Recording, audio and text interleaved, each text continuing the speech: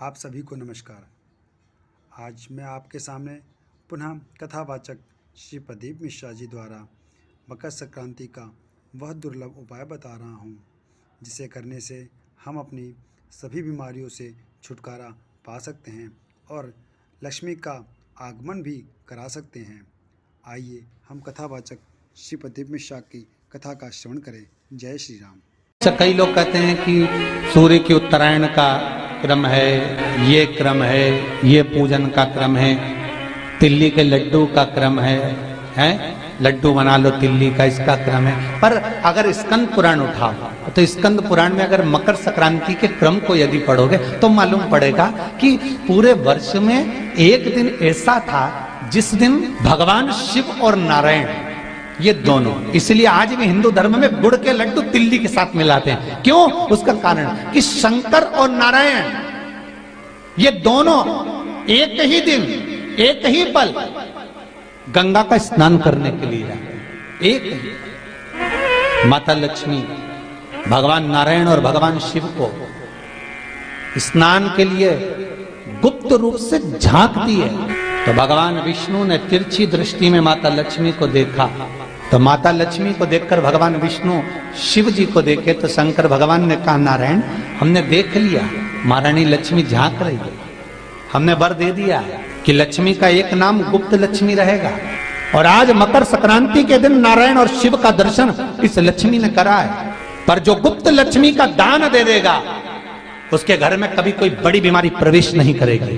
Cancer जैसा रोग, kidney और लीवर का रोग नहीं हो सकता। आज भी नियम है कि मकर संक्रांति के दिन एक लड्डू बनाया जाता है गुड़ और तिल्ली का, उसमें 1 का सिक्का, 2 का सिक्का या कोई लक्ष्मी उसमें फंसा दी जाती है और लड्डू को पैक कर कर किसी मंदिर में दान दे दिया जाता है। उसको कहते हैं गुप्त लक्ष्मी, जिससे घर में कोई बड़ी बीमारी प्रवेश न हो। वो केवल मकर संक्रांति को ही होता है। आप लोग दान करते हो मकर संक्रांति पे?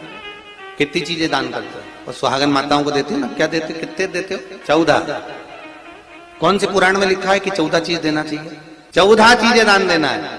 किस पुराण में लिखा है? कोई तुमसे पूछ सकता है तो महाराज आप कह सकते हो अग्नि पुराण में वर्णन आता है। देव ऋषि नारद भगवान विष्णु के पास जाकर पूछते हैं, नारायण कृपा करिए। भगवान विष्णु ने पूछा, क्या बात है, बोलिए देव ऋषि नारद क्या चाहते हैं? हमें इतना सा बता दो। शिव जी के यहां जाते हैं तो पहले उनके द्वारपाल से पूछना पड़ता है अंदर जाने के लिए। ब्रह्मा जी के यहाँ जाते हैं तो ब्रह्मा जी के द्वारपाल से पूछना पड़ता है। इंद्र के यहाँ जाते हैं तो इंद्र के द्वारपाल से पूछना पड़ता है। हम जितनी भी जगह जाते हैं तो कोई ना कोई द्वारपाल से हमें पूछना पड़ता है अंदर जाने के। भगवान देवऋषि नारद कह रहे हैं, नारायण से कुछ ऐसी कृपा कर दो कि हमें किसी से आज्ञा लेना ही नहीं पड़े। भगवान विष्णु तो उनकी बात को बस थोड़ा सा सुने और अंदर चले गए। नारद जी को लगा हमारा तो कोई जवाब ही नहीं दिया। नारद जी वहीं पर टिक गए, खड़े रहे, नाम जाप करते रहे। विष्णु वापिस आए और देवऋषि नारद से कहा, एक काम करो, जब सूर्य मकर में प्रवेश करते हुए उत्तरायण की ओर जावे, उस घड़ी उस पल में देवऋषि नारद तुम 14 बार भगवान के नाम का, शिव नाम का दान दे दीजिए। भगवान नारायण के नाम का, राम नाम का, कृष्ण नाम का दान दे दीजिए। अब देखो यहां पर यह नहीं लिखा कि प्लास्टिक का डब्बा दो। समझ लेना जी हो अच्छे से कि लोगों ने दान को कितना भ्रष्ट कर दिया वो बताया जाएगा। अग्नि पुराण में यह नहीं लिखा कि तुम प्लास्टिक की चाय की चन्नी दो 14,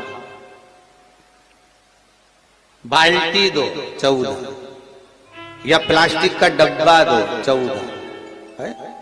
यहां पर यह नहीं लिखा है कुछ भी हो। यहां क्या लिखा अग्नि पुराण में कि मकर संक्रांति के दिन जब सूर्य उत्तरायण भाव में प्रवेश करे, मकर में जावे, उस समय पर देवऋषि नारद तुम्हारे मुख से अगर 14 बार भगवान के नाम का दान 14 जीवों को दे आओगे तो किसी भी देवता के पास जाओगे, तुम्हें परमिशन की जरूरत नहीं पड़ेगी, तुम डायरेक्ट प्रवेश कर जाओगे। डायरेक्ट। अब तुमको अगर वैकुंठ में डायरेक्ट प्रवेश करना हो तो बिना पूछे, तो उसके लिए कहा ही मकर संक्रांति पे दान दो। तो किस चीज का दान देना है महाराज? प्लास्टिक का डब्बा नहीं, बाल्टी नहीं, चन्नी नहीं, किस चीज का दान? तो कहा अगर देवर्षि नारद आप दान दे रहे हो तो 14 नाम का दान दीजिए, 14 जीवों को नाम का दान दे दो, भगवान के नाम का भजन करो। और अगर संसार के लोग दान दे तो किस चीज का? तो के अन्न से बड़ा कोई दान,